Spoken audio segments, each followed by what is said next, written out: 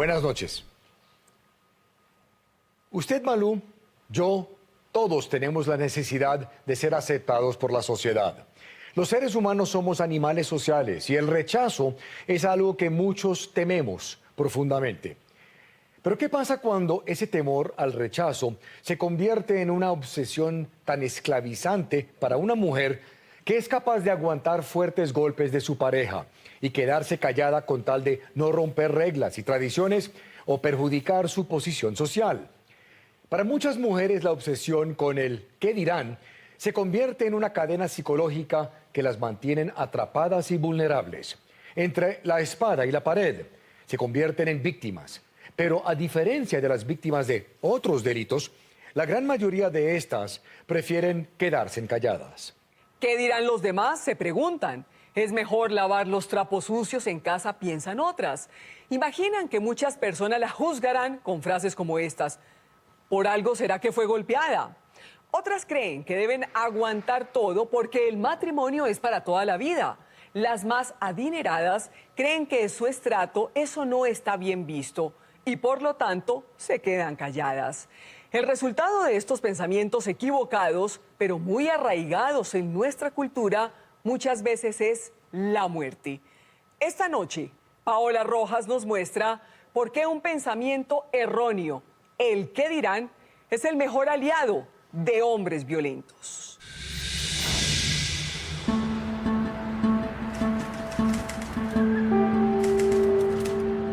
Le recuerdo que esa noche yo estaba pasadísimo, estaba todo loco y ese día se puso a gritar, me empezó a empujar, me trató súper mal ese día, lloraba y me empujaba, me decía que me quitara, que me largara.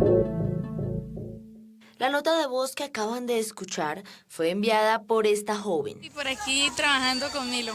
Paola Tiria, una santandereana de 21 años de edad, estudiante de ingeniería ambiental. El audio, dirigido a su novio, Carlos José Portilla, salió de su celular el 8 de septiembre del año pasado. No quiero seguir viviendo así. ¿Por qué? Por favor, en el abandono. Te lo pido, yo no quiero llamar.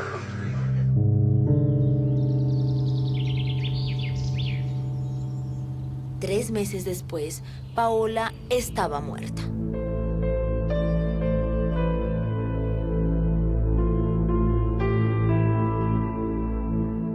Lo curioso es que nunca nadie en su casa supo el calvario que, a juzgar por los audios, vivía Paola. Ella se veía aparentemente feliz, seguían, ella salía, iban a bailar, iban a camping, iban a piscina, todo lo que hacía una relación normal de noviazgo. Tulia Portilla es la mamá de Paola. Y la veía aparentemente bien, feliz, contenta con la relación. Fue solo hasta después de muerta que Tulia descubrió el infierno en el que se encontraba su hija.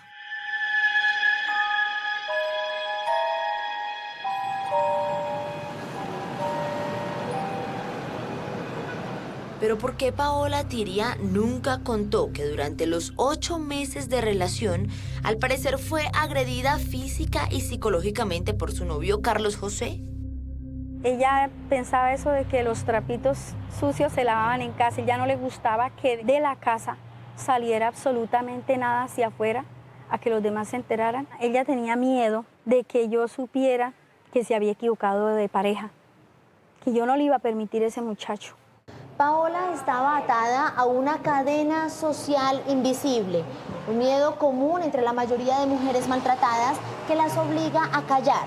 Les impide contar que están siendo víctimas de golpes y malos tratos por miedo a lo que los demás puedan decir de ellas. Un miedo tan alto que algunas, como Paola, termina asumiéndolas en un silencio que las lleva directo a la muerte. Podemos decir, doña Tulia, que a su hija la mató el miedo al que dirán. Sí, señora. Pienso que mi hija murió, la mató fue el miedo al que dirán, al de la sociedad. ¿Qué dirán los amigos, las amigas, los compañeros de trabajo? ¿Qué dirán?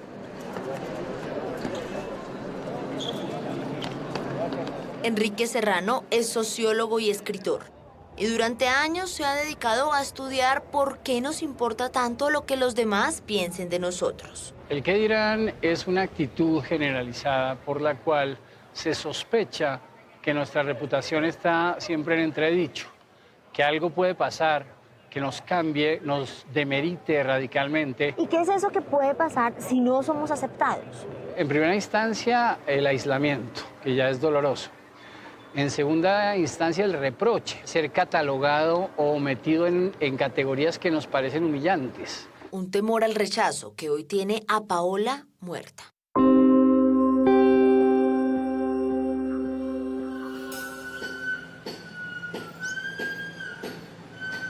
Bárbara Mogollón era su mejor amiga. ¿Tenía miedo de perder su círculo social, su círculo de amigos? Sí, claro. Yo creo que era más el miedo de que, o sea, si le quitaran la miedo a amistad. quedarse sola. Sí, miedo a quedarse sola. ¿En algún momento, doña Tulia, usted se llegó a dar cuenta que ella estuviera siendo golpeada?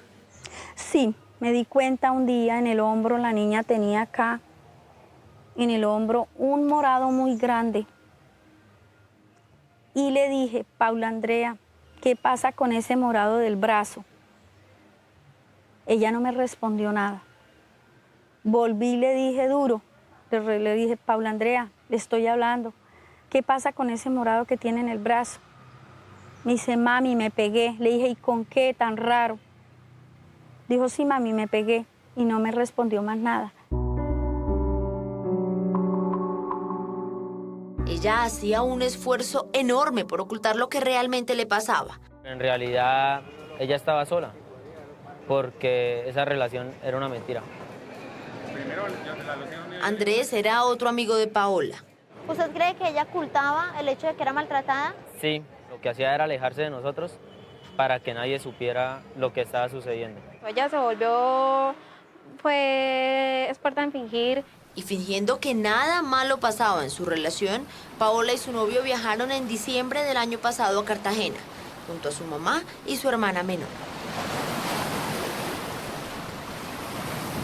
Llegamos a la playa, la vi un ratico feliz, un ratico.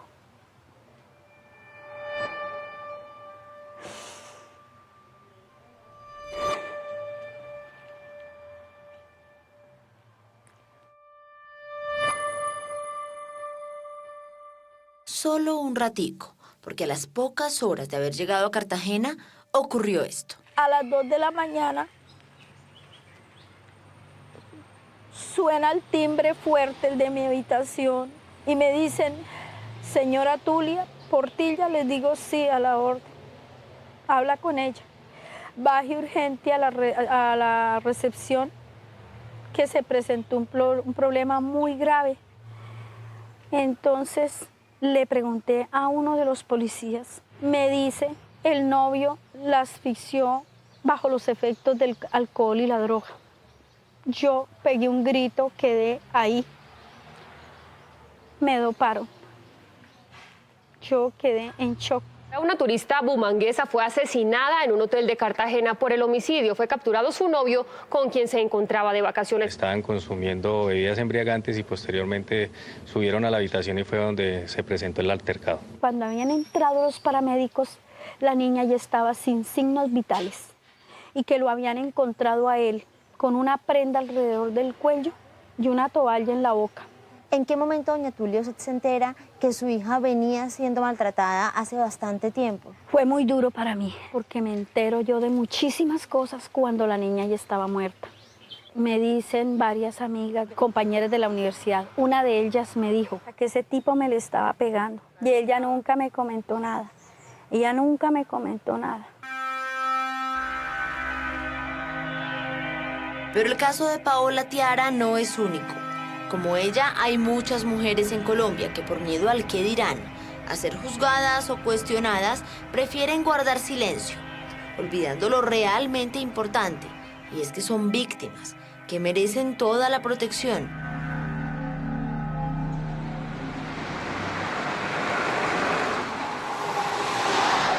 Eso era por las piernas, por el estómago, por la cara, me arrastraba de mi cabello y me empujaba así contra las paredes.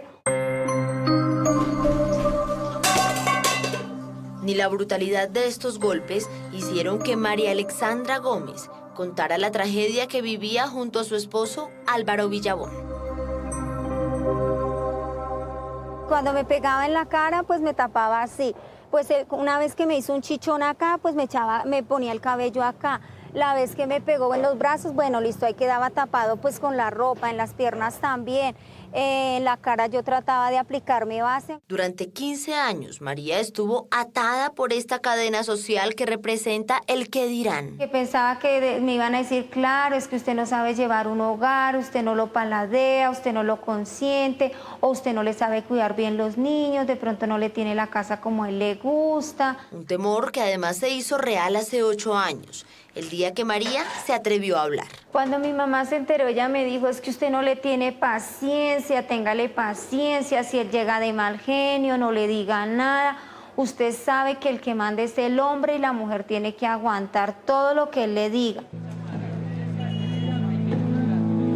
¿Pero será que el miedo a ser juzgadas está simplemente en la cabeza de quien sufre el maltrato? ¿O como le ocurrió a María, realmente la sociedad señala y justifica en ciertos casos la violencia contra la mujer? Según el Instituto de Medicina Legal, en Colombia 2 de cada 3 mujeres maltratadas por sus esposos prefieren guardar silencio y no denunciar. La razón más importante es el miedo a ser juzgadas y escuchar frases como es que ella se lo buscó o algo haría para merecerlo. ¿Pero acaso hay algo que pueda justificar que un hombre le pegue a una mujer? Pues en países donde los derechos de las mujeres son realmente respetados, no. Nada puede ser tan grave como para justificar el maltrato. ¿Será que en Colombia estamos cerca de ese pensamiento? Para saberlo, hicimos el siguiente experimento. La mujer que están viendo en sus pantallas es una actriz contratada por el programa. Horas antes la maquillamos para que pareciera golpeada y la ubicamos dentro de esta cabina de cristal, en pleno centro de Bucaramanga. Junto a ella este cartel que decía que su novio la había golpeado fuertemente, tras encontrarla haciendo algo que muchos consideran grave, siéndole infiel en su propia casa. Entre los espectadores está esta otra actriz de chaqueta negra. Buscaba generar reacciones con este tipo de comentarios. Porque vagabunda le pegaron, ¿cierto? Hallémonos mejor, mija. La nena se lo merece, ¿no? Como por haberle sido infiel al marido, pues al novio. ¿Y le firmaron ahí? Sí. Y rápidamente los generó. Vean lo que dice este señor de camisa a cuadros. Está bien, ¿para qué ponen acá en problema? Ahora escuchen a esta joven de blusa negra. No. Una reacción amable o contundente en el momento de ver a la mujer. Es que es como usted de que iba a su marido allá Hasta yo encima. lo cascaría. La culpa no la tiene ni el man. Mire, cuando la vida está con el mozo, uno como persona. Para estas dos personas, nuestra actriz merecía la brutal golpiza. ¿Qué le pareció el experimento que estábamos haciendo? Y eso es lo que pasa ahorita entre las mujeres. Ajá, ¿qué les pasa a las mujeres? Porque están bien y se buscan problemas. O sea, ¿usted cree que es culpa de la mujer, es responsabilidad de la mujer que la golpeen porque ellas se lo buscan? Muchas veces sí. ¿Cómo les parece el experimento que estamos haciendo? ¿Qué opinan de la imagen de esta mujer golpeada por la razón que estamos exponiendo? ¿La verdad? Sí, tranquila, con toda tranquilidad. Pues la verdad bien merecido lo tiene. ¿Por qué? Porque cómo va a hacerle eso al marido y la propia casa. Hay muchos hoteles, muchos moteles donde ir a hacerlo. O sea, lo justifico y precisamente el man sí tenía la razón. Obviamente uno va a pensar, ay no, qué pecado, y no voy a dejarla. Obviamente uno se llena de rabia, de ira, nomás de ver a la mujer acosándose con otra. Obviamente le dio. De gracias que está ahí. cuando una mujer es golpeada, ¿debería contarlo, debería denunciarlo? ¿O cuando es por una razón como esta, debería quedarse callada porque debería darle pena? Pues debería hacerlo, pero también debería decir por qué fue el motivo, cuál fue el motivo del que el marido le pegó. ¿Hay momentos en que la mujer debe quedarse callada? Sí, hay momentos cuando son cosas pequeñitas y que ve que uno, por ejemplo, tuvo la culpa, sí. Porque uno dice por qué le pegó y después las amigas, o alguien, ay, pero sí, pero le pegó por culpa suya también. Terminan justificando la agresión y por eso es preferible callar. Ay. Callar, tal como lo hizo muchos años María. Me daba miedo que se enteraran compañeras del colegio, porque uno siempre cuando está en el colegio uno dice, no, voy a tener un marido que me ponga, que me traiga, cuando la realidad no es así. El miedo de que mi mamá me dijera, sí, ve, yo se lo advertí. ¿Pero por qué la metieron ahí? No sé, pero que la dejen ahí un ratico ahí para que aprenda. Tristemente, lo que acabamos de ver con este experimento refleja una realidad. En Colombia todavía hay mucha gente que piensa que la violencia puede ser justificada. El ejemplo de Bucaramanga es mucho más cercano a lo que piensa la mayoría de la gente. Un qué dirán que cobra vidas, como la de Paola, y que deja heridas profundas como las que lleva María. Yo tuve que haber denunciado esto hace mucho tiempo, pero el miedo es el que no lo deja a uno denunciar. Para muchas mujeres, contar que son golpeadas significa casi que terminar expuestas en una especie de paredón público. Y como si esto fuera poco, incluso hay quienes opinan que hay otras razones diferentes a la infidelidad por las que se entiende que un hombre maltrate a una mujer. Entonces hagamos una listica, como de cositas y de razones por las que un hombre podría pegarle a una mujer. Por ser infiel. Por burla, por incomprensión, no atiende bien. Ajá. La letra con sangre entra.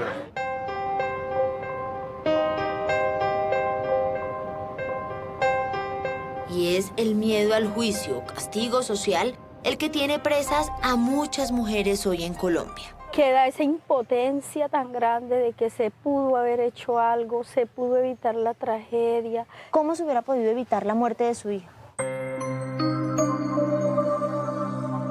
Que él ya hubiera hablado, hubiera dicho y no le hubiera tenido tanto miedo al que dirán, a vivir ahí sometida al mando de él, que si hubiera evitado esta tragedia tan grande.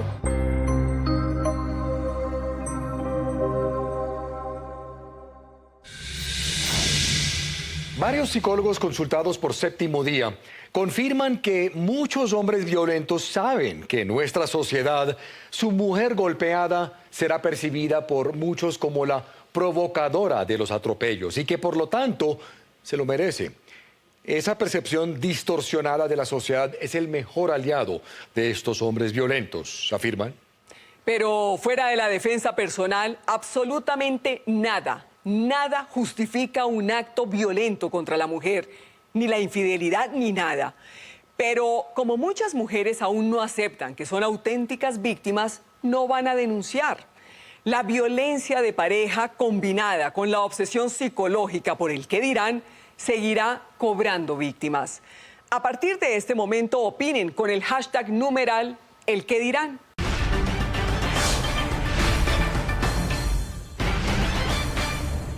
Quieren aparentar que viven en un mundo perfecto, divinamente vestidas, de viajes exóticos, lujosos apartamentos y matrimonios ejemplares. Es la realidad de muchas mujeres adineradas, pero ¿saben qué? Entre ellas también hay muchas golpeadas. Ellas, más que cualquier otra, sí que temen que la sociedad se entere y por eso aguantan y aguantan. Su pensamiento erróneo: esto no debería pasar en mi estrato. ¿Cómo voy a admitirlo?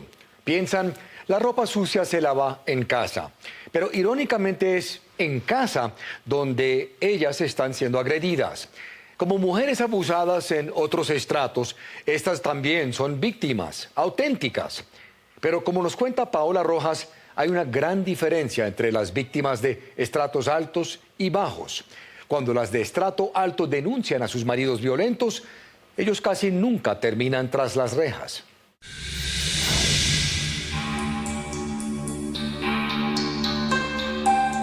Una mujer maltratada por lo general vive doble drama. El de los golpes que recibe en casa y uno mucho menos evidente, pero igualmente doloroso. El miedo al qué dirán quienes la rodean si se enteran que es maltratada. Sobre todo si la víctima pertenece a un estrato social alto, donde lo que está de por medio es el prestigio social y el dinero. La gente cree que el vivir en un buen sitio y en un buen apartamento es felicidad, es paz y es amor. Pero ¿qué pasa adentro? ¿Qué pasa detrás de las puertas? Detrás de las puertas del lujoso apartamento de Constanza López y su ex esposo Alfonso Escobar, todo era caos. ¡Suelta la puerta! como se ve en este video, el día que, según Constanza, su ex esposo entró para llevarse todas las cosas del apartamento. Nada parecido a lo que registraban las páginas sociales en las que solían aparecer. El dolor con el que yo viví, nadie lo sabía. Y tampoco era el caso que yo fuera pregonando, porque tampoco iba a encontrar quién me iba a dar la mano.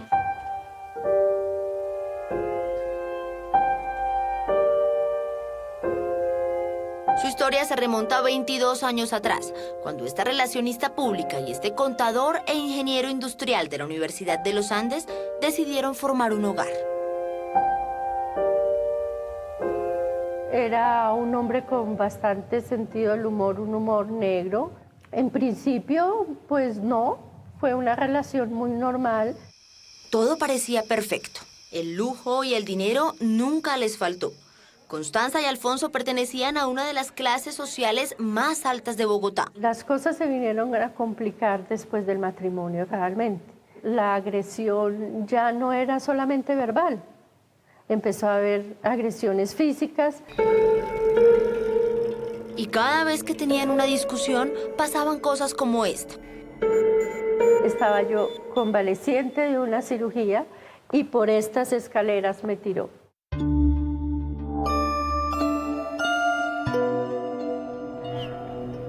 Y fue en ese momento donde, según Constanza, el fantasma del temor a la sociedad apareció. Claro que tú dices, normalmente, ahora, ¿qué van a decir? ¿Qué van a comentar? Por miedo a esto, Constanza decidió callar durante 15 largos años. Miedo, de pánico, de temor a hablar, de temor a que la gente sepa tu tragedia. Y pese a los golpes, fuera de casa lucían así. ¿Cómo eran esos días en los que usted ocultaba y fingía llevar una vida perfecta? Terribles. Es un desgaste moral y físico. Es muy doloroso. Demasiado doloroso.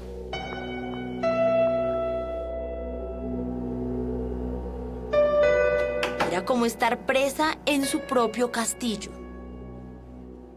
¿En algún momento alguien le llegó a decir, Constanza, que hablar, que contar que usted era víctima de maltrato de pronto era de gente ordinaria, que no iba muy acorde al tipo de vida que ustedes llevaban?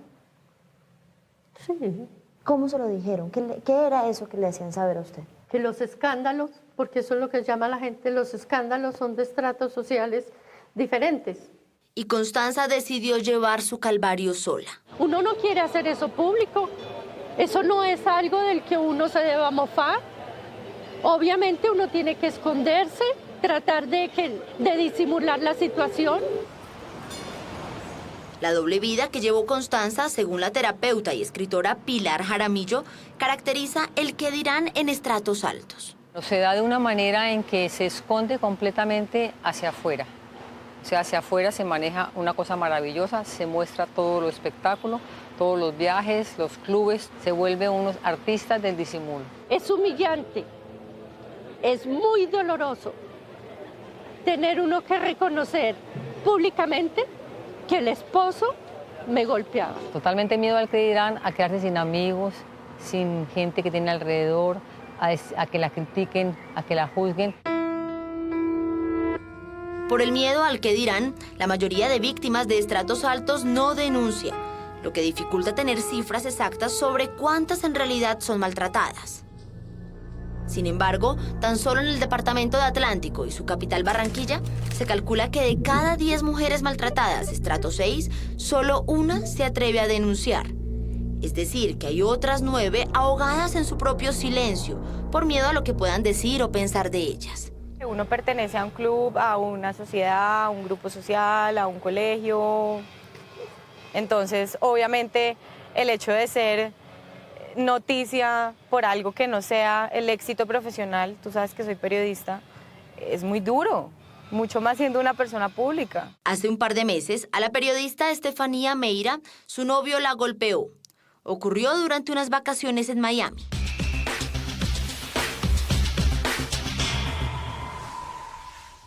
y como consecuencia de sus golpes, Estefanía quedó así.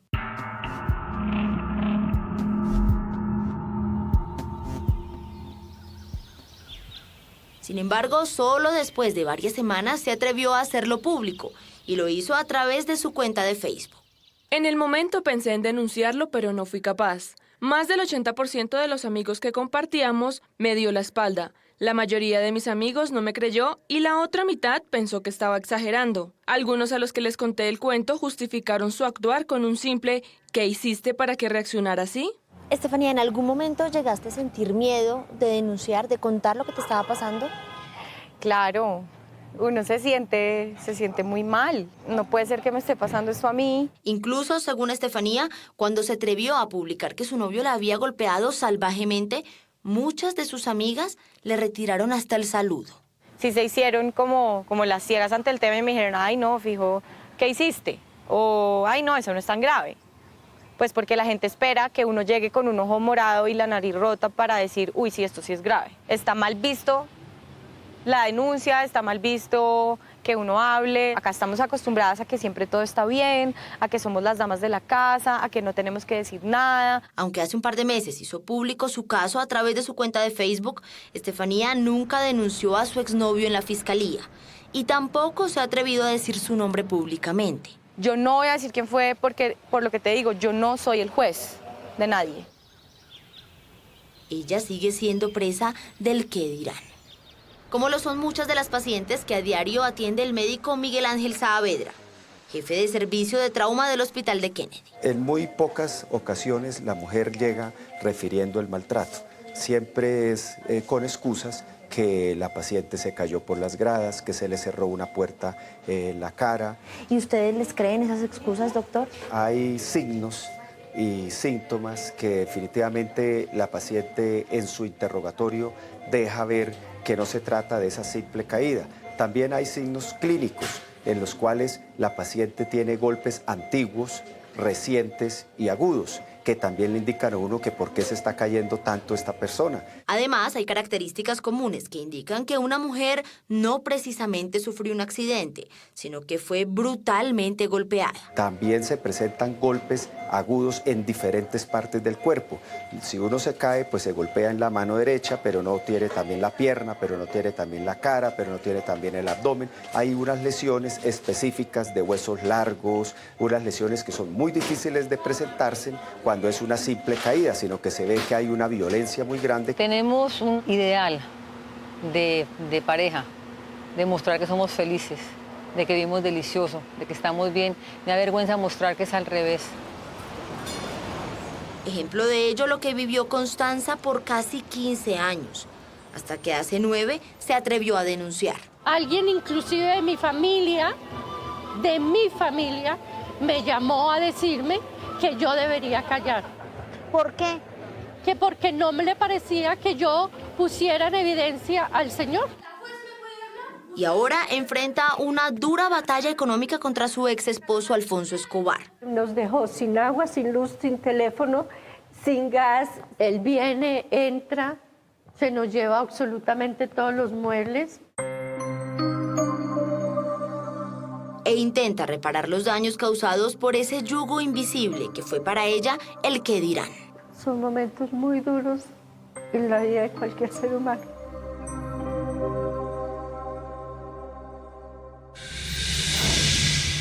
Después de muchos intentos, Séptimo Día contactó a Alfonso Escobar, el exesposo de Constanza, y respondió que prefería no dar declaraciones ante cámara.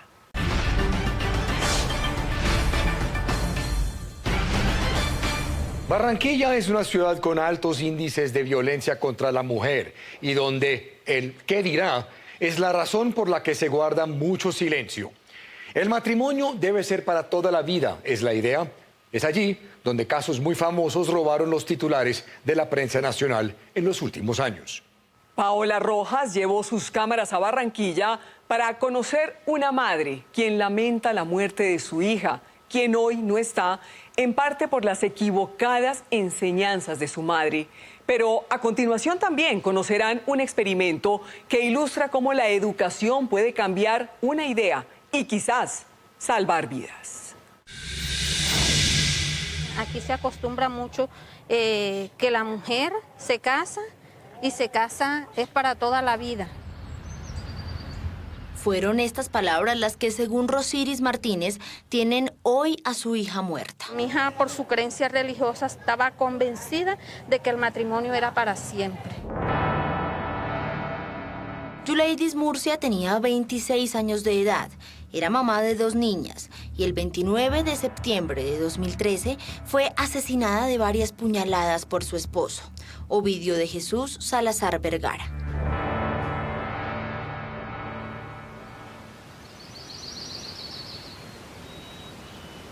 La trágica historia de amor de Yuleidis comenzó 8 años atrás, cuando apenas era una niña.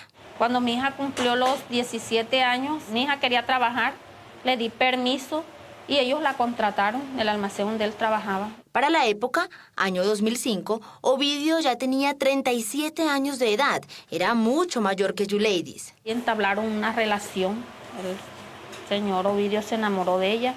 Vino aquí a pedir permiso, la visitaba aquí en la casa. A los 3 meses de relación, sin ni siquiera haber cumplido la mayoría de edad, Yuleidis se casó con el que ella consideraba el amor de su vida. Ella decía que estaba enamorada de él, que si no le daba permiso para casarse con él, se volaba con él y esto. Tocó darle permiso que se casara. Yuleidis había crecido en una sociedad donde para muchas niñas la realización está en el matrimonio, sobre todo si es para toda la vida. Lo que no me gustaba era que él fuera un hombre mayor. De todas maneras, aunque no me gustara la relación, apoyé a mi hija. Ella era una persona muy reservada en sus cosas.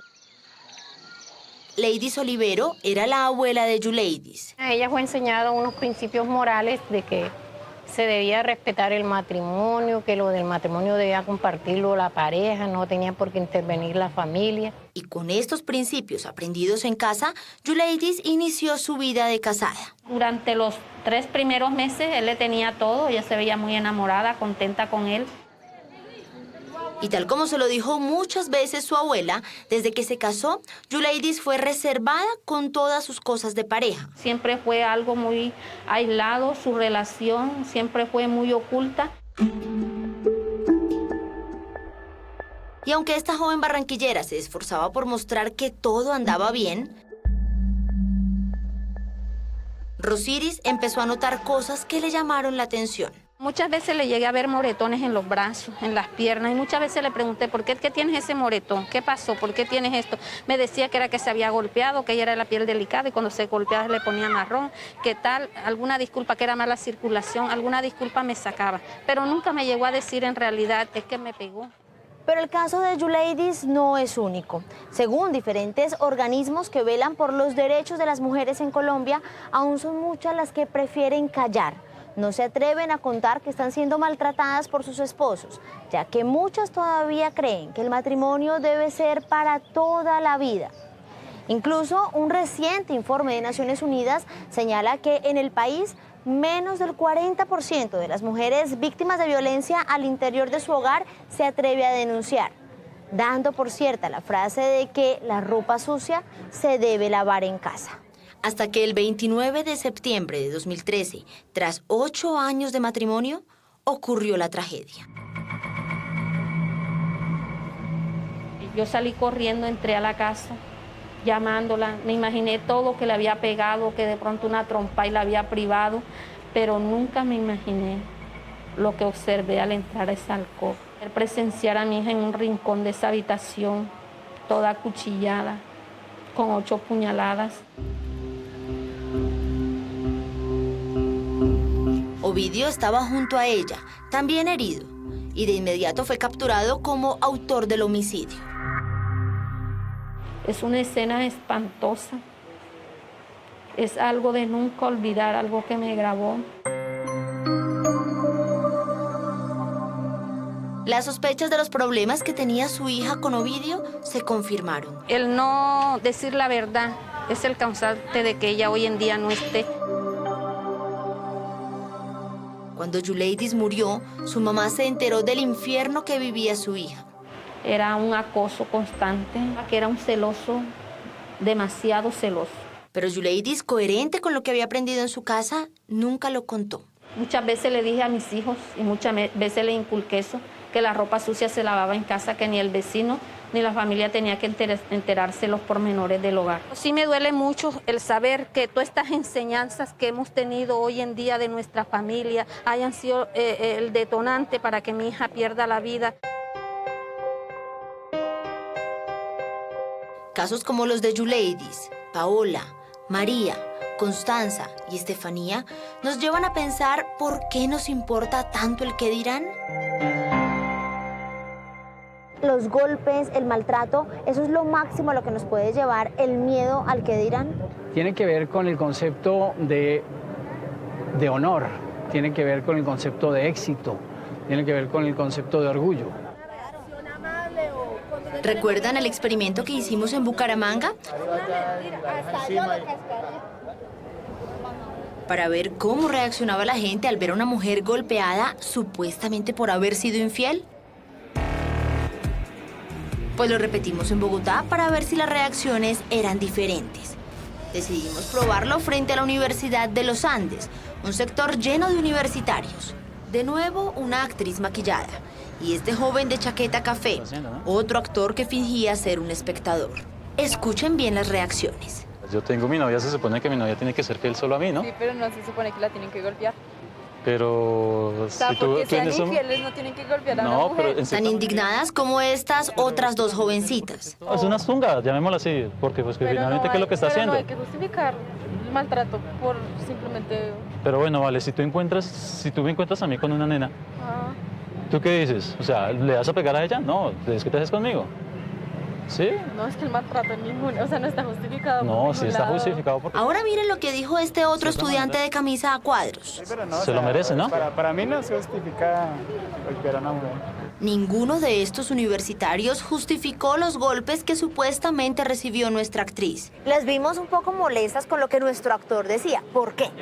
Porque de una u otra manera un hombre nunca debe golpear a una mujer. Lo puede traicionar con cuantos hombres quiera. Pero eso ya es problema de la mujer, no deben golpearla. Atentar agresivamente contra alguien no es una forma de expresar o de decir lo que piensas. O sea, cuando una mujer calla, ¿qué es lo peor que le puede pasar al no atreverse a denunciar? Que simplemente los golpes se vayan a otro nivel y que, pues, lastimosamente la persona muera. Falta más cultura y sobre todo más educación para concientizar a la gente que no debe ser eso. ¿Cómo se puede interpretar esas diferentes reacciones? Pues no sé si lo que voy a decir es muy duro, pero los Andes no representan a la sociedad colombiana. La idea de que uno es responsable por las cosas que hace y que incluso las cosas sutiles también marcan el destino es una idea muy honda y difícil de erradicar de la sociedad colombiana. ¿Y cuál es el camino para acabar, para romper con ese espíritu invisible del qué dirán? Tendría que haber formas nuevas de relación social en la escuela, en la universidad, en los medios de comunicación, etcétera, que convencieran a la gente no solo de la necesidad de ser más fuerte y resistir o ignorar el qué dirán, sino también la vocación de herir menos cuando tienen la oportunidad de hacerlo. Ser más fuerte ante la crítica. Entender que ser víctima no es sinónimo de debilidad o desprestigio. Quizás este sea el camino para que casos como los vistos hoy en este programa no se vuelvan a repetir. Para que más mujeres denuncien como María y Constanza. Sentí que se me había quitado una carga de encima, sentí que mi cuerpo quedó liviano, que mi cuerpo quedó más suave, me sentí una mujer muy liberada. Y siento mucha tristeza por esas personas, por esas mujeres que conozco, que viven en ese tormento, en esa frustración y no son capaces de dar el paso. Y para que cada vez haya menos víctimas fatales de un lazo invisible que ata. Aprendí tarde la lección y por eso hoy hago público la denuncia de que las mujeres no deben callar. Que lastima. Mi vida me cambió, me dio un giro de 190 grados en cuestión de segundos. Que impide hacer lo correcto. El qué dirán.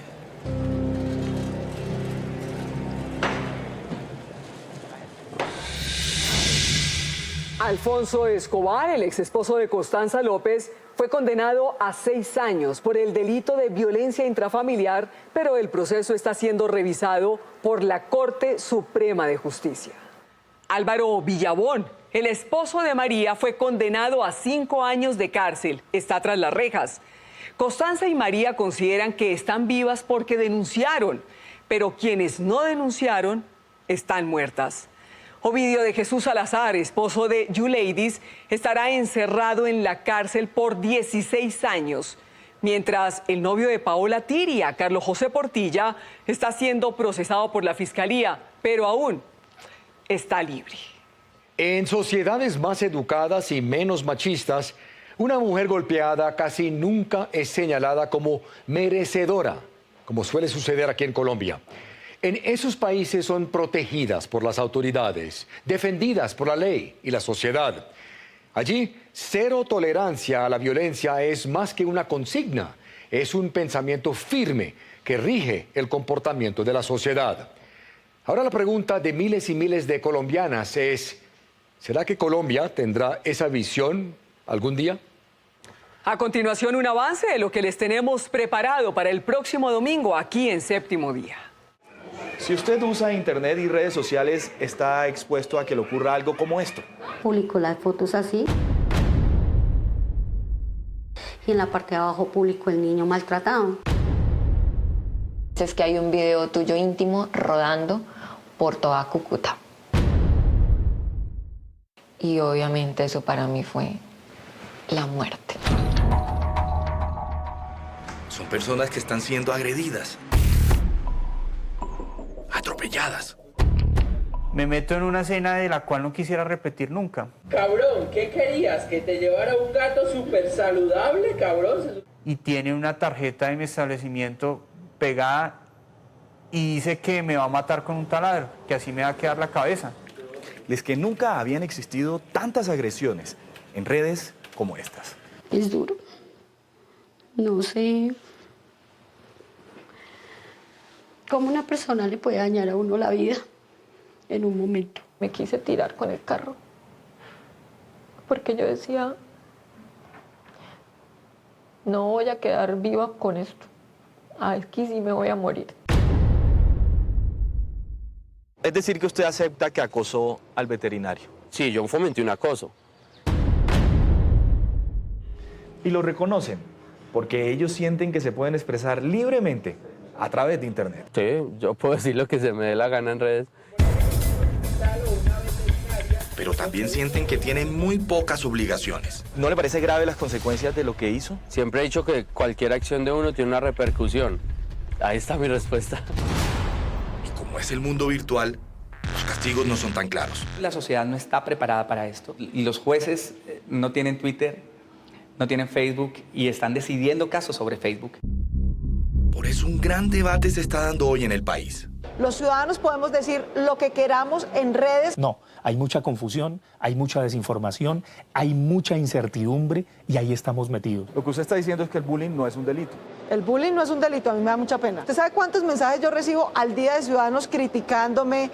Unos me dicen loca, otros me dicen gritona, otros me dicen guerrillera, otros me dicen terrorista. Claro, de un lado está la libertad de expresión, pero hay límites de la libertad de expresión. Sí existe la necesidad de que empezar a ejercer una regulación. Hoy, coronel, esas conductas no están reguladas en ningún tipo de ley en Colombia. No existe regulación.